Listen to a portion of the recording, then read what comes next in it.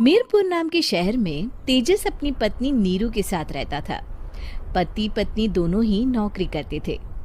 एक दिन तेजस गांव अपनी माँ के पास फोन करता है। हेलो, प्रणाम माँ।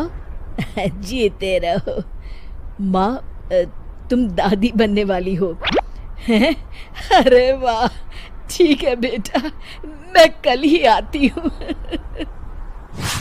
जब माँ जी शहर पहुंची तो बेटे बहू ने बहुत अच्छे से स्वागत किया। लीजिए माँ जी, चाय। अरे गर्मा गर्म पकोड़े ले आओ माँ के लिए। नीरू रसोई में गई और 2 मिनट में ही पकोड़े ले आई। जी ये लीजिए। बहू जादू से बनाए हैं क्या? अभी तो रसोई में गई थी। यम्मी। माँ जी, शीला रसोई में पकोड़े तल रही है, मैं बस लेकर आई। हे भगवान, मेरा धर्म भ्रष्ट कर दिया तूने। अब तो गंगा जल से शुद्धिकरण करना होगा। दूसरे दिन, माँ जी मैंने नाश्ता बना दिया है, ऑफिस जा रही हूँ। पर अभी तो घर का सारा काम पड़ा है। शीला आती ही होगी, झाड़ू पोछा बर्तन कपड़े वो सब कर लेगी। हमारे जमाने में घर का सारा काम हम ही करते थे। जी माँ जी, आप बहुत होशियार हैं, मैं घर ऑफिस दोनों नहीं संभाल पाती। तो जरूरत क्या है घर से बाहर जाकर चाकरी करने की? वैसे भी घर का काम खुद करने से घर में बरकत आती है, समझी? पर माँ जी। पर वर कुछ नहीं, इस महीने की पगार मिले फिर ऑफिस बंद है। हाँ। रात को नीरू तेजस से कहती है, सुनिए जी, माँ जी बोल रही थी कि मैं नौकरी छोड़ दूं। वैसे ठीक ही तो है, अभी तुम्हें आराम की जरूरत है। फिर भी आराम कहाँ, शीला को छुड़ाने के लिए बोल रही थी। तो अब 24 घंटे में इतना काम तो कर ही सकती हो। पर जॉब पसंद है मुझे, घर पर मन नहीं लगेगा। अगले दिन जब दोनों ऑफिस के लिए निकल रहे थे, मेरी तो कोई कीमत ही नहीं है इस घर में। माँ जी, आजकल महंगाई बहुत है, रहन सहन भी बदल गया है, दोनों नौकरी करते हैं तभी ठीक रहता है। अच्छा, तू कहना क्या चाहती है? मेरा बेटा तुझे बिठा के खिला नहीं सकता? तू ही इस घर का खर्च चला रही है, हैं? नहीं माँ जी, मेरा वो मतलब नहीं था। मतलब खूब समझती हूँ, ये बाल धूप में सफेद नहीं किए मैंने। हाँ। अब तो ये रोज का काम हो गया था। तेजस भी रोज की झिकझिक से परेशान हो गया था।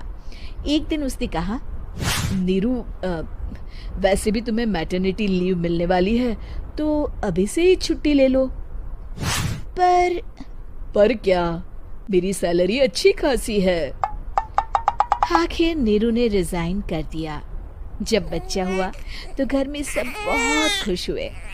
कुछ दिनों बाद तेजस फाइल देख रहा था। क्या हुआ तेजस, कुछ परेशान लग रहे हो? हाँ, वो हमारी जितनी सेविंग्स थी वो तो हॉस्पिटल में और छठी के फंक्शन में खत्म हो गई है नीरू। और अभी वैसे मंदी चल रही है तो मैं बोल रही थी कल मुन्ना को हेपेटाइटिस का टीका लगवाना है। नीरू, क्या पोस्टपोन नहीं कर सकते? नहीं जी, बिल्कुल नहीं। अब तेजस को समझ में आ रहा था कि उससे गलती हुई है। पैसों की कमी का असर घर के माहौल पर भी पड़ रहा था। अगले दिन, बेटा मेरा चश्मा और ये दवाइयाँ ले आना, पर्चा देते हुए माँ जी ने कहा। जी। तेजस, मुन्ना के लिए दूध का डिब्बा और डायपर भी ले आना, और ये किराने के सामान की लिस्ट है, इसे भी लाना है। तेजस गुस्से में लिस्ट मरोड़कर फेंकता है और चिल्लाता है, पैसे क्या पेड़ पर उगते हैं? ये ले आना, वो ले आना। अरे पर ये जरूरत का सामान ही है। वो गुस्से में बिना कुछ कहे ऑफिस चला गया। अरे लंच तो ले जाइए। नीरू दौड़कर डिब्बा पकड़ाती है। एक दिन खाना खाने के बाद, नीरू, अब तो मुन्ना कुछ बड़ा हो गया, तो अब तुम वापस ज्वाइन कर लो ना जॉब। पर इस रिसेशन में जॉब मिलना बहुत मुश्किल है। ट्राई तो करो। फिर मुन्ना, माँ जी है ना, और एक फुल टाइम मेड भी लगा लेंगे। पर माँ जी, उन्हें तो पसंद नहीं। तभी माँ जी वहाँ आ जाती है और प्यार से नीरू के सर पर हाथ फेरते हुए बोलती है, अब मेरी समझ में आ गया बहू, पहले के और अब के समय में अंतर है। तुम काम शुरू करो, मुन्ना की जिम्मेदारी मेरी। मेरी प्यारी माँ जी।